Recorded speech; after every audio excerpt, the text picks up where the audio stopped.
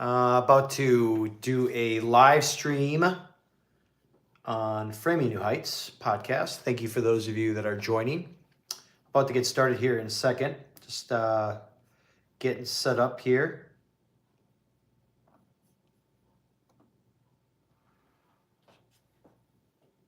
All right, we are going to begin in 3, 2,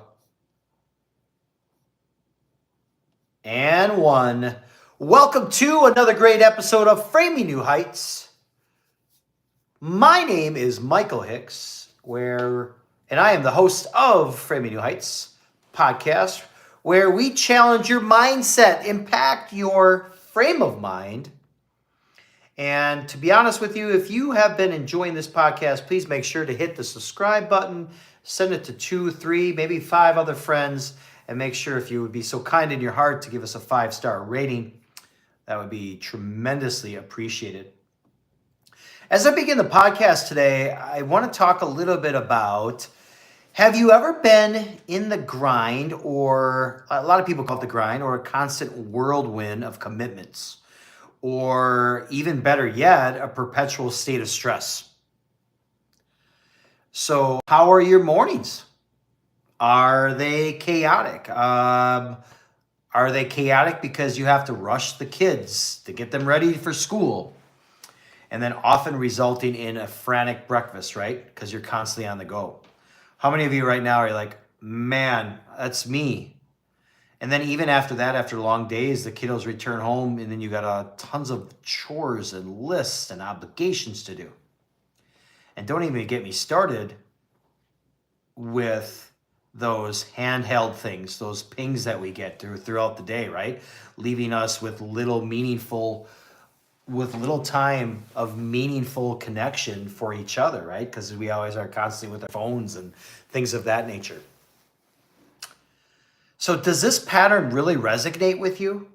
And these feelings of being overwhelmed by the demands of modern life, and then truly struggling to navigate decision making, and then experience a sense of stagnation or uncertainty. Is that really you?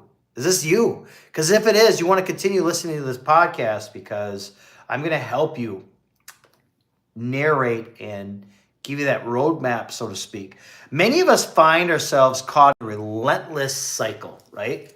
Unable to keep pace with the frantic rhythm of our daily life. This perpetual state generally leads to a common state of anxiety, you guys, which then impedes on productivity, thus creating a vicious cycle of inertia. That inertia is that bad inertia, the one that we don't have. And what we crave is a term that I use in my programming called self-agency. What self-agency is, this is part where we really prioritize and achieve emotional equilibrium, where I help you think clearly and advocate that, and you learn, I should say, to advocate that for yourself. With self-agency, we reclaim control over our lives and steer them in direction that aligns with our true values, morals, and goals. Now, in order to accomplish this, one must act on reality while also acting on a fact versus a fear. So we either live in a very strong society of fear-based, right? And how does it make you feel? Does it align with your true values and goals? We are constantly swinging between extremes. The fear-based thinking. And this term is, with this term comes a term called neutral thinking. All right? So we have this fear-based thinking, but based off of the fear-based thinking, I want you to think about this term called neutral thinking. This is a transformative approach to our challenges and our aspirations where we encounter daily. This simple concept differs from looking through those rose-colored glasses, right? It's about embracing facts and eliminating biases that distort our perception and decision-making skills. Because when we constantly implode and embark on things that we hear, we see, we really pollute our perception and our decision-making skills. I have found through my programming with my clients is that neutral thinking has proven beneficial in high-stakes sports events and even just high-stake life, right? Because we live in such a tough world of it's win or lose or dog-eat-dog world, right? Where we all contend with physical opponents and even mental battlegrounds. But its efficiency isn't just limited to the field we actually play on, you guys. And let me kind of explain more on what I mean by that. So whether you're on this podcast today to either strive for better health, stronger relationships, or just career success, the term neutral thinking facilitates your informed, let me say that again, take two. Neutral thinking facilitates your informed, deliberate actions. So let me actually paint the picture for you. I'm going to take you back a little bit. Consider the story of the dangerous Apollo 13 mission. You guys remember this? When an oxygen tank exploded and astronauts, I believe it was Jim Lovell and Jack Swigert and Fred House, or Hasse, I think his name was, faced what seemed to be a hopeless challenge, right? So what do? You know, they're far from Earth, in a damaged spacecraft, in outer space, and their survival is hinged on the ability to stay calm during phases of crisis in real adversity. Now, the explosion compromised not only their oxygen supply, but also the carbon dioxide removal system. So think about this for a minute. You're on this ship, pretty scary. So their lunar module intended for only 2 people for 2 days, they had to support 3 individuals for 4 days. What would you do in that situation? What do you think they did? Well, the astronauts and the ground control collaborated on a crucial improv, like something that like a crucial improvisation, where they had to figure out or fit square carbon dioxide filters from the command module into the lunar module's round receptacles. I know, when I was researching this, I had to read it a couple times to make sure I truly understood what they meant by that. What they ended up doing was they fashioned a makeshift adapter using only available materials. And check this out. This is kind of like some MacGyver stuff, you guys. You guys remember that show? But they took garment bags, logbook covers, and anything they could possibly think of to develop this universal solution that almost solved every particular problem. But what is the one thing that solves every problem, you guys? Most men know this. It's duct tape. True MacGyver style, right? So this success story transcended in the realm of like quick fixes, and it really exemplifies the term that I'm talking about, which is that neutral thinking. A refusal to succumb to despair or false hope. You guys still with me on this podcast? Because are you ready to view your challenges through the lens of neutral thinking now? Okay, if you are, let's continue on this pod today where I'm really going to dive deep into the empowering growth mindset, paving the way for wiser choices and genuine progress. Everyone in the world wants free information without cost. So guess what? I'm right now going to give you the blueprint for success or greatness. So are you guys ready? If you are, take a paper and pencil down, write it down, because here we go. In a high stakes fields, in everyday life, whether it's on a business perspective, on the sports side, preparation isn't a mere advantage. It's truly a necessity.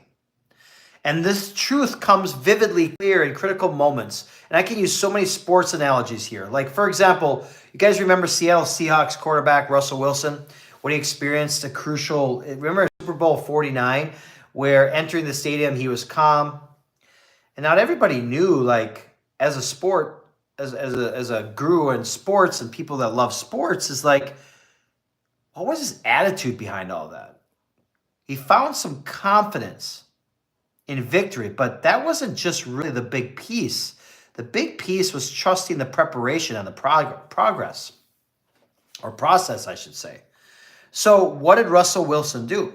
His philosophy is straightforward, but yet really profound, you guys. And he doesn't just play his career, he owns his career. And he realizes the outcomes that come from it, especially when, like, sports are so unpredictable in so many ways because it depends on more than just physical skill. It depends on the role of mental and emotional readiness that is vital in all areas of our life. So what does preparation look like when you are in a career-defining moment? Like, for example, like Russell Wilson was in that. Because it's really, truly multifaceted. Because first, all we need is a playbook of strategies, right? So in that sport, just using this sport analogy here, so just stick with me here. Each tailored playbook strategy is tailored to teams, opponents, and rehearsed to near perfection well in advance. So they're going over this constantly. I know this because I had the opportunity to coach women professional basketball when I was a general manager and head basketball coach for many pros that I coach. And I often call that map that we need is like a detour map. Now, however, the roadmap or mental blueprint is a game changer. Think of doing this instead. Instead of waiting for opportunities to show up, you guys, why don't you just begin by planning them? Plan your opportunity. For an event as monumental as a Super Bowl, motivational speeches and warm-ups are just kind of, how can I say it? Just the general theme before big games. But it goes on, it's even more vital than that, you guys. It's crafting familiar environment and routines, even miles away from home. It starts the moment you place your feet on the ground. Let me explain. Russell achieved it through meetings with a mental conditioning coach. What he did 3 nights before the game is he met with this coach. This step was integral in the preparation for his physical piece, and it also helped him have a strategic plan ahead of him, hence that detour map. So I bet, most of you are like, well, Michael, that's a good plan. Give us some more stuffs. It's real simple, you guys.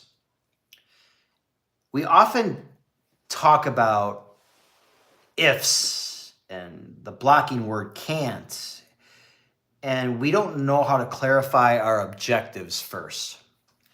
So the next stage involves experimentation to determine the most effective approach of our current needs. Researching, asking colleagues, seeking guidance from a qualified expert, hiring a coach are a few ways to figure out steps towards our goals in starting that full opportunistic preparation. Now, it's not an easy path, you guys. Growth certainly can be hard. However, greatness isn't something coincidental. You don't just wake up one day and you're great. It's the product of calculating choices and actions that we do every single day of our life. After all, avoiding planning is also a decision. A strategy to be unprepared, whether it's in sports, whether it's in life, whether it's in business, personal development endeavors, it's a precursor to downfall. Ultimately, not living your best ideal life. So as you forge ahead, ask yourself these 2 simple questions. Are my preparations thorough enough to weather storms ahead? If they're not, what are you doing to change that? Here's the next question. Am I merely hoping for the best or setting the stage for success? It's up to you to opt for either mediocrity or excellence. Which one are you going to pick? Which path you pick determines the tools you're going to need in your tool belt. At the same time, be aware that planning extends beyond knowing what to do, you guys. It's also about understanding and mapping out the specific neutral behaviors to make the goal manageable. And actually, let's discuss some of them because these are vital. And some of the most influential coaches have done these.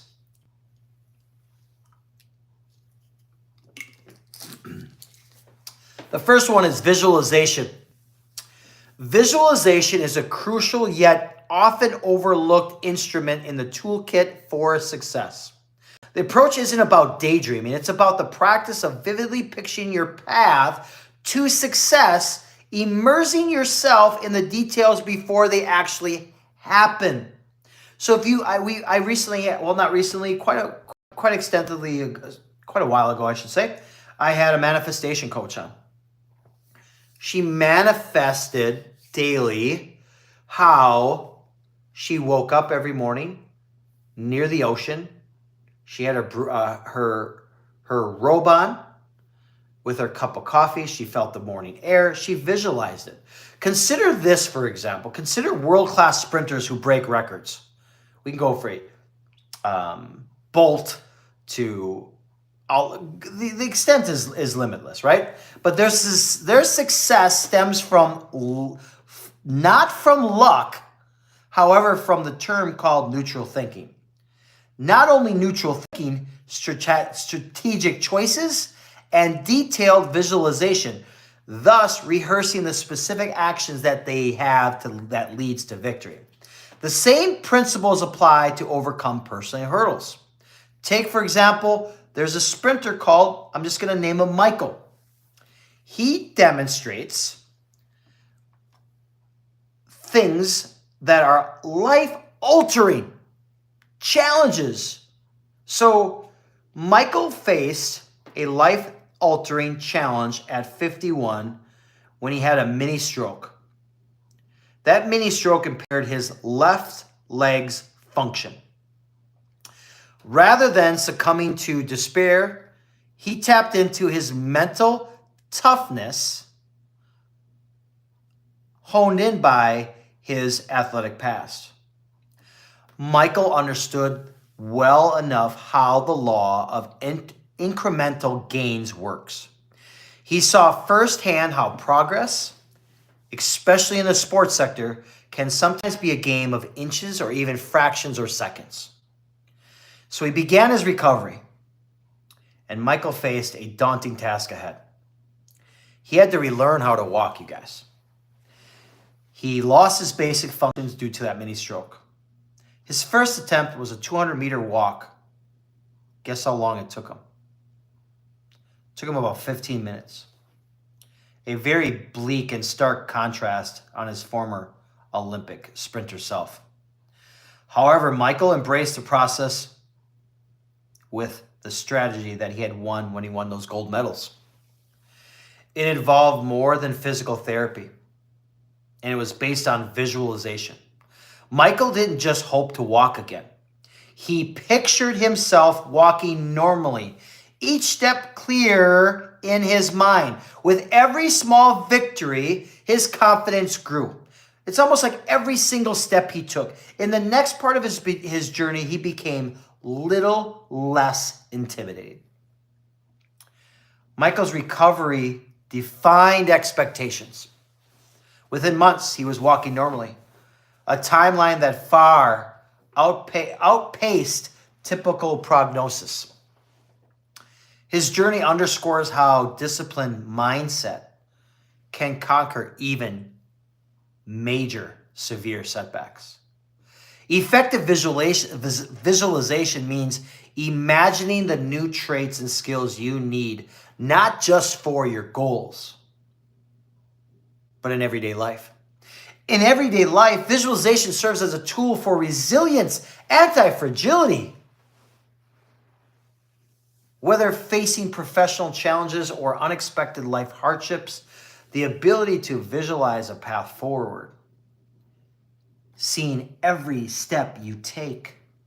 And when you can't see the future, or it's too dark, or it's too cloudy, all you got to do is say to yourself, can you see the first step? Seeing that first step, however small, yet very promising, and acts as a glimmer of hope. Visualization is less about guaranteeing a particular outcome. It's more about equipping yourself with mental fortitude and clarity, you guys. Whether harnessing this power for professional aims, personal aspirations, or navigating unforeseen challenges, visualization is a core to success. It symbolizes the human ability to foresee strategic and perseverance of one's ideal self. Visualization, we exercise only the power of images. Yet for more profound influence, we need a tool that incorporates other aspects too. That's why running a personal ad campaign in your mind is so beneficial, and I'm going to get into what that actually means. This unique approach isn't about outward promotion, but it's about inward transformation. The skill to convince others is highly valuable, you guys, and it's not as crucial as the ability to convince yourself. Like, when are you going to start? How are you going to start there? When are you going to get there? But imagining leveraging the influence of powerful marketing strategies for your own personal growth. Successful people have already mastered this fine art, you guys. And this perpetual self-talk is a critical gateway to their prosperity. In fact, it's not merely about being positive, and I talk about that a lot, and many of you see my reels, and you know that's all I'm about. But you should ensure your internal narratives are empowering and in sync with your deep-seated ambitions. Because take, for example, again, the analogy from sports. A mental conditioning coach once asked a team of football players who among them engaged in self-talk. Almost everyone raised their hand. But while for some it was a source of support for future victories, for others it was a generator of obstacles. Constructive and destructive outcomes stemmed from the nature of this conversation. What gives thoughts the power to determine our lives? External influences pale in comparison to the impact of our beliefs. Constantly, how you present life concepts, attitudes, and views to yourself influences your daily decisions. It molds your future self, and most importantly, it shapes your reality. I like to say you are the person you are.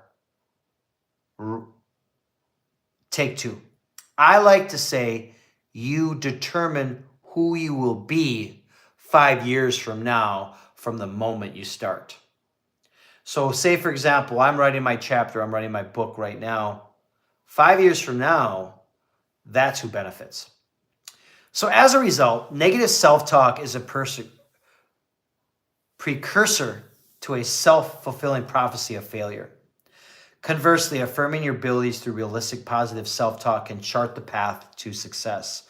Moreover, controlling this dialogue, you guys, is absolutely necessary because it gives our minds tendency to absorb negative more readily than positivity. Negative feedback from others is less damaging than pessimistic negative self-talk. I talked about the terms internal ad campaign, and I want to get into that now. Here's how you can initiate your internal ad campaign. First of all, acknowledge your power and understand that when you control your influences, and most significantly, the thoughts you repeat, construct your internal commercials with care. It's crucial to remember, you guys, that this process demands authenticity, strategic thinking, and a grounded sense of self.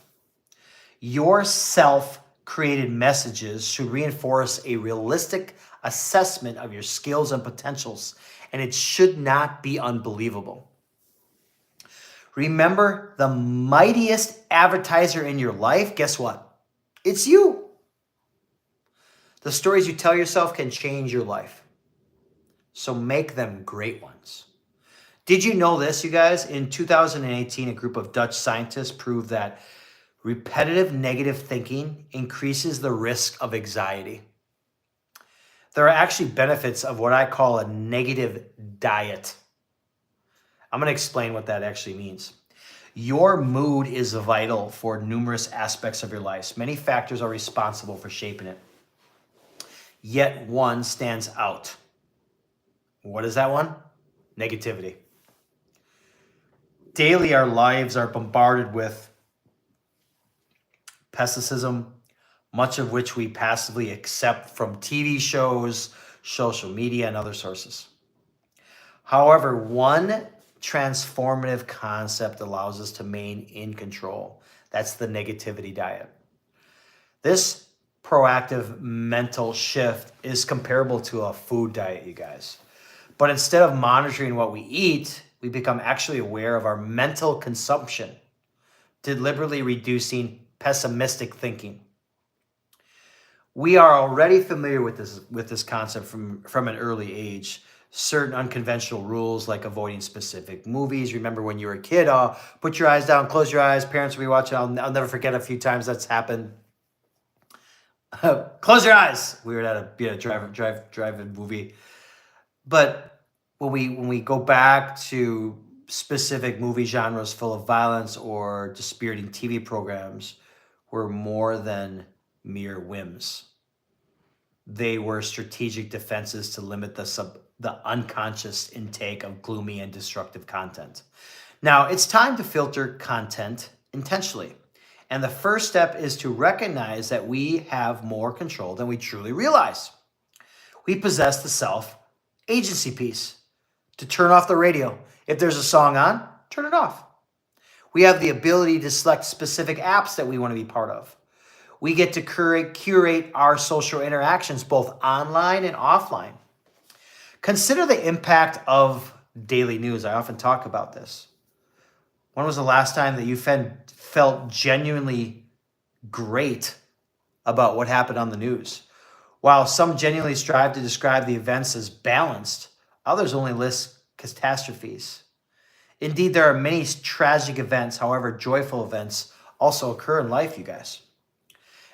At the same time, the negativity diet isn't about avoidance. It's a call to action that involves a conscious choice. We should replace every junk thought with something hopeful, like selecting an apple over a bag of chips or a candy bar. So unfollow some web pages or social media accounts is practically the first step. The second is opting for content that replenishes or optimizes the fuels and aspirations that you want to lead in your ideal daily life. This diet outcomes go beyond personal well-being, though, y'all. It happens in workplaces, and single narrative sources can ripple through the team, undetermining moral and productivity. A positive, rich space enhances collective mental health, fostering supportive relationships and an atmosphere of trust. To sum it all up, the negativity diet demands constant effort, discipline, an unyielding commitment to mental health. Although the path may be challenging, it's also very rewarding, you guys. From personal well-being to team success, our worth creates the dedication with a negativity diet. So in transition, I want to kind of switch up a little bit here. You guys ever hear of the saying, standing on the shoulders of giants? You guys ever hear that? Well, I'm going to break it down for you. The most successful companies, factions, or entire nations thrive under the leadership of people whose positivity is infectious, right? They are vivid examples of how a positive mindset can significantly alter our lives for the better. So in striving for neutral thinking, we should use the inspiration to our benefit. What exactly are you talking about, Michael? Let me explain. Role models captivate not just through their successes, but through their very being. We absorb their character. We observe their character. We observe their resilience, and we observe their decision-making skills. This approach has few positive outcomes. First, having role models stimulates us to change and acquire qualities that could shape or reshape our life. Secondly, their paths are often practical guidance for beliefs and behaviors, ripe for integration into our specific own stories. Like take the example that I talk about, Russell Wilson, significantly inspired. He was inspired by, guess what? Some of you like this? The legend, the baseball legend, Derek Jeter. Wilson's admiration wasn't rooted solely in Jeter's athletic ability, but it was, guess what, in his character, his choices he made, and his diligence. It wasn't casual, passive admiration.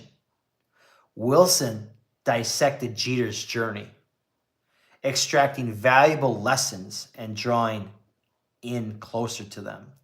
Yet, although Jeter was crucial for Wilson, his father, Harrison Wilson III, casted the most substantial influence. That's why parents out there lead by example. Lead by example. How are you leading, parents? Especially when you're driving. Are you leading by example when somebody cuts you off? Are you leading by love? Because here's the thing about Russell Wilson, his father.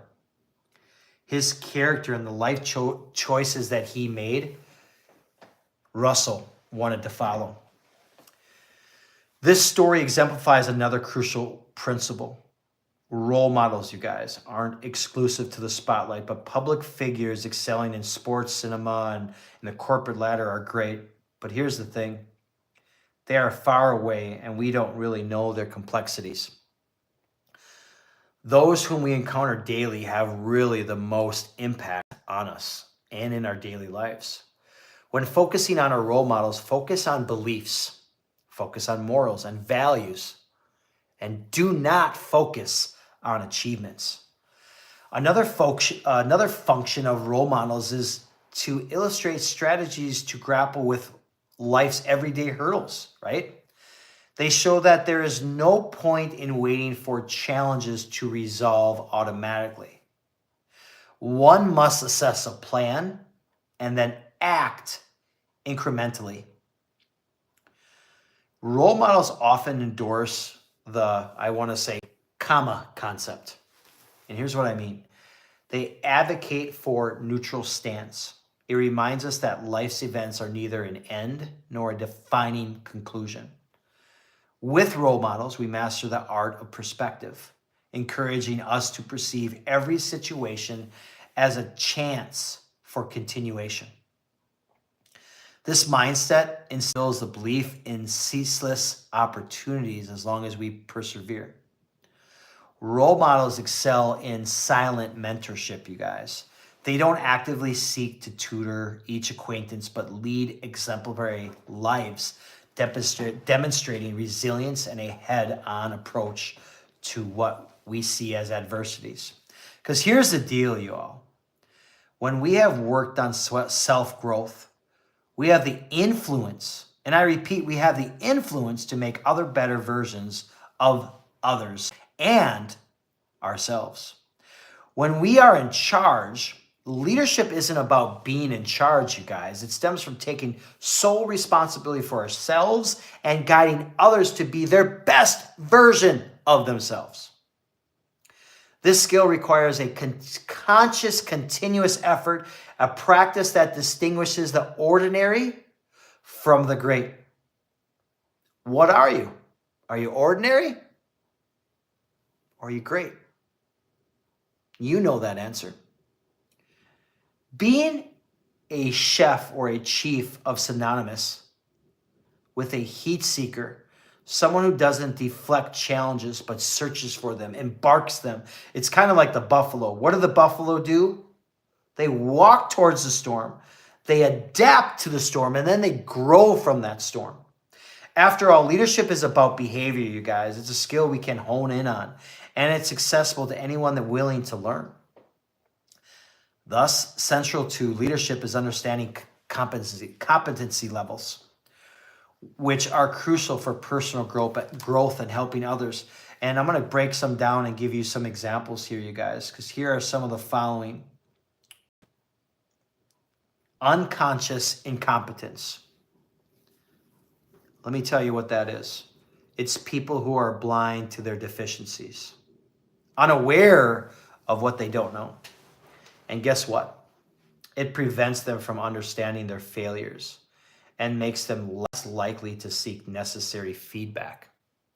And in leadership, this ignorance can have dire results. And it doesn't even have to be leadership. Well, I mean, everybody's a leader in some capacity. It might even be their family. And then what this unconscious incompetence does, it hinders personal and team growth. The other one I want to point out is called conscious incompetence. And this is the stage where employees recognize their faults, or even people recognize their faults, but then they don't take action to address them. Some people admit these gaps in skills or knowledge while others refuse to do it. Often use the phrase, I am what I am, as a defense. And I had a whole podcast on that, or it is what it is, right? The other one is called conscious competence. In this case, leaders have admitted and coped with their weak points. And at the same time, they are aware of their strengths and understand why certain strategies work, which is really detrimental and crucial for successful people. And the other one that I want to talk about is called unconscious competence. Here's where people have practiced a skill or honed knowledge to the point that it has become their second nature. And when I say leaders, again, all of us are leaders, and leaders at this stage perform effectively and seemingly. So transitioning through these phases demands introspection. And not only introspection, but dedication and a wishful mindset to want to grow. It's a journey accessible to every single one of us, and we don't have to pay a penny to get it. You can pay someone and you obtain it faster, or you can learn it on your own. Most don't know how to. But it's not an inherited, talented trait that you get just overnight. Because here's the thing, when we develop and talk about true leadership, it transforms groups of individuals into teams that can share a commune value, survive even as members come and go. And it's about establishing a legacy of behaviors and expectations that transcend that particular individual. But at its core, you guys, leadership is about servicing. And it's about aiming to ensure the growth and success of others, and by extension of ourselves. Because when we see others grow, that's the sign of a true leader. So a parent, you're a leader. The male person, you're a leader. The custodian, the engineer, all leaders. You're all leader in some aspect. Because authentic leadership isn't inherited. It's cultivated skill, set. It's a sequence of conscious decisions and actions that we move on. It's a transformative journey, as rewarding as it is demanding, turning challenges into stepping stones towards monumental success leads to individual fulfillment. And friends, thank you so much. As I wrap up this podcast today, I want to bring us back to neutral thinking. It's more than a concept. It's a tool honed through constant practice that facilitates a specific plan for success. And not only that, this mental strategy involves a few steps. Learn to unlearn deep-seated beliefs. How do you do that? If you don't know how, message me, email me. The other one is confronting comfortable yet unproductive thoughts. The third, rebuilding a mental framework based on facts and present moment awareness. Now, at the same time, to thrive, we need to master one more principle. And it takes what I call time. And it's the core lies, the illusion of choice. The illusion of choice. Sometimes there's no bargaining about future steps. We either do something or we lose. Elite athletes embody this principle impeccably. For instance, when they don't debate their training regimens, but commit wholly, as that's the price of peak performance. I remember when I was coaching professional athletes, never once did they complain. They knew the hard work that had to go in to be successful. And as I was the general manager and head coach, I took them to the national championship that year. And we would have won it all if my best player wouldn't have got injured. However, this approach extends beyond the realm of individual effort. It's about a collective mindset, y'all, where teams understand that every member, and when I say teams, that's just this, teams are families, teams are relationships, and every member must adhere to the non-negotiables to win, you guys. It's not about feeling like doing something. It's about doing it because it's required. And the it takes what it takes mindset isn't limited to the big moments, you guys. It concerns the grind, the days when things aren't always going our way, when maybe that boss is super demanding and has something that they throw on your desk last minute that you got to attend to, or even the environment sometimes feels against us, right? This principle reminds us that external circumstances don't define our paths. Guess who do? We do. So, a terrible 50% doesn't mean we should surrender the other 50%. Remember that. So the next time you want to take control of your life, you guys, you got to use these simple techniques and strategies to bring it all together here on this podcast. And again, thank you all for listening to the podcast, and I hope truly that it resonates with everything that we've talked about. And if you truly like what you have heard, give us the review, give us the rating. We'd truly appreciate that. But to sum it all up, remember these things. Observe your inner dialogue. Identify negative thoughts and replace them with positive affirmations. For instance, change, I can't handle this, to I will do my best when that particular challenge arises. The second one, ensure your goals are SMART. What are SMART goals? They're specific, measurable, achievable, relevant, and time-bound. And this framework focuses your efforts and increases the chances of achieving your goal or specific objective. Lastly, surround yourself with positive influences, whether that's people who uplift you, the environments that you're in, the peace that you have, the moments you have to be still. Enjoy those moments. Thank you all for participating and listening to this, another great episode of Framing New Heights, where we like to empower others to reach for new heights, to step outside of your comfort zone, become 1% better in mind, body, and soul. As always, my name is Michael Hicks. I am your co-host. I am your host, Michael Hicks, with Framing New Heights. As always, strive to become 1% better in mind, body, and soul. And always stay flexed.